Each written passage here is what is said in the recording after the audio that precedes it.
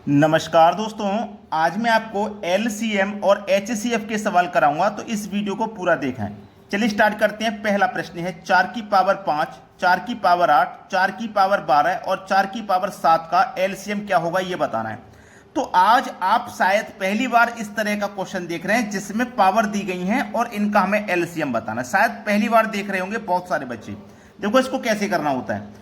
आपके पास नीचे देखो बेस समान है और अधिकतर बेस समान ही दिया जाता है। ठीक है, बेस समान है, पावर कुछ है, पावर किसी में कुछ है किसी में कुछ है, तो आपको जो बेस है वो तो लेना ही पड़ेगा। सभी में बेस समान है, तो आप पावर को देखिए कहां पे पावर ज्यादा है, कौन सी पावर ज्यादा है। आप कहोगे सर 12 पावर ज्यादा है, तो 12 लिख दो। बस यही एलसीएम है, यही आपका आंसर है। ठीक है, 4 की पावर 12 पहला ऑप्शन सही जवाब। बहुत सारे बच्चे तो कंफ्यूज हो जाते हैं कि सर ऐसा सवाल जिसका आंसर हम विदाउट पेन और पेपर के भी कर सकते हैं। इतना सरल तरीके से मैं आपको समझाता हूं ताकि आपको जब एग्जाम दें तो आपको कोई भी कंफ्यूजन ना हो और कम समय में आप सवाल को कर पाएं। चलिए अब देखते हैं अगला सवाल।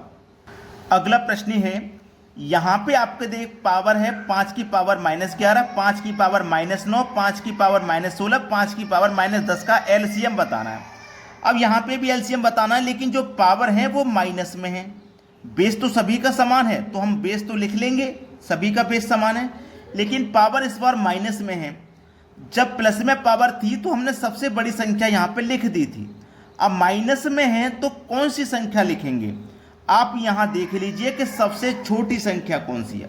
आप कहोगे सर -9 लिख दीजिए। बस यही तो आंसर है, बस यही आंसर है। याद रखना कि जब पावर प्लस में रहेंगी तो सबसे बड़ी संख्या लिख देंगे और जब माइनस में रहेंगे तो सबसे छोटी यहां पे पावर लिख देंगे। बस वही आंसर है, 5 की पावर -9। हो गया ना। अब देखते हैं आगे। अगला सवाल है 2 की पावर 3, 4 की पावर 9 और 5 की पावर 6 का एलसीएम। देखो यहां पे उसने एलसीएम पूछा। जब एलसीएम पूछेगा फ्रैक्शन वाली संख्या का तो आपको ऊपर वाली संख्या का एलसीएम निकालना है। 2, 4, 5 का एलसीएम होता है 20। अब देखो लो यहाँ 20 सभी में ऊपर दिया गया है, कोई बात नहीं।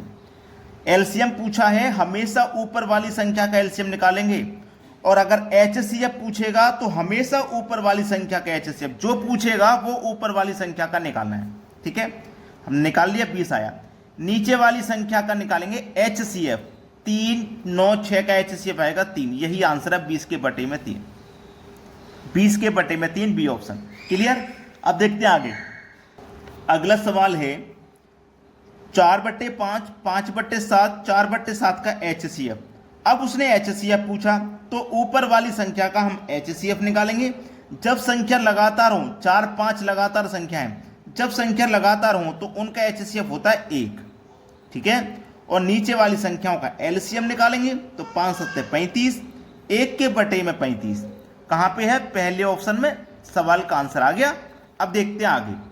अगला सवाल है 3/4, 9/10, 15/16 के व्युत्क्रमों का एचसीएफ। यहां पे उसने व्युत्क्रम पूछा है, तो व्युत्क्रम का मतलब होता है जो संख्या है उनको पलट दो।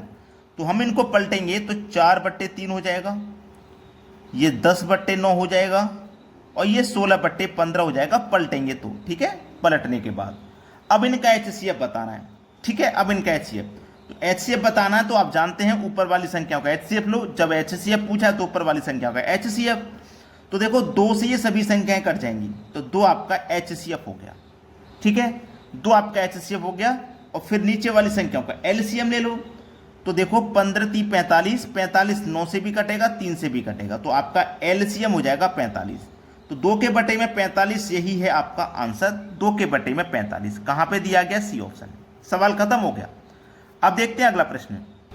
अगला प्रश्न है 2 संख्याओं का गुणनफल 1280 तथा उनका एचसीएफ 8 है तो उनका एलसीएम क्या होगा। देखो इसके लिए एक फॉर्मूला होता है, पहली संख्या गुने दूसरी संख्या बराबर एलसीएम इनटू एचसीएफ। ये एक फॉर्मूला होता है। पहली संख्या क्या है भाई, पहली संख्या क्या है, यहां पे पहली संख्या दूसरी संख्या नहीं दी, इन दोनों संख्याओं का गुणनफल दिया गया, गुणा दिया गया है दोनों ही संख्याओं का 1280 पहले से ही गुणा करके हमको दिया गया। एलसीएम पूछा है और एचसीएफ दिया गया है 8। यही तो है। अब चलिए बराबर में संख्या कट जाती हैं तो 8 से इसको मैं कटाऊंगा, 8 एकम 8, 4 बचेगा 48, 8 सिंग 48 और 1 जीरो, तो कितना निकल गया भैया 160। और इधर क्या बचा एलसीएम, तो हमारा एलसीएम पूछा था जो कि 160 होगा, 160 होगा एलसीएम। डी ऑप्शन बिल्कुल सही है। अब देखते हैं अगला सवाल। अगला प्रश्न है दो संख्याओं का अनुपात 3:4 है और उनका एलसीएम 120 है, तो उन संख्याओं का योग क्या है। देखो पहली संख्या दूसरी संख्या, अनुपात है 3:4, ठीक है, और एलसीएम है आपके पास 120। जब एलसीएम है तो आप अनुपात का भी एलसीएम लेंगे।